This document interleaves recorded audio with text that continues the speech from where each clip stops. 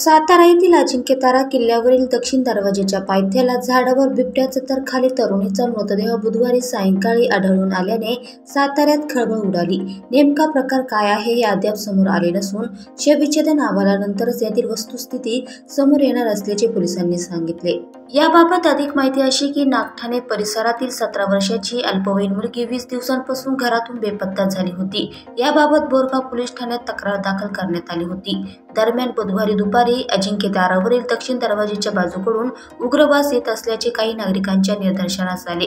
यानंतर त्यांनी तिथे जाऊन पाहिले असता एका तरुणीचा कुजलेला अवस्थेत मृतदेह तर झाडावर बिबट्याचा मृतदेह दिसला।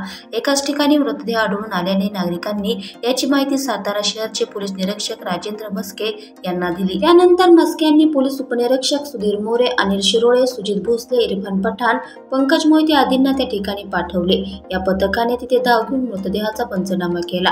तसेच वन विभागाचे अधिकारी व कर्मचारी घटनास्थळी दाखल झाले। मुलीने अजिंक्यतारा किल्ल्यावरून उडी टाकून आत्महत्या केली असावी अशी शंका उपस्थित केली जात आहे। तर बिबट्याच्या झाडाच्या दोन्ही फांद्यांमध्ये अडकून मृत्यू झाला असावा असा प्राथमिक अंदाज वर्तवण्यात येत आहे।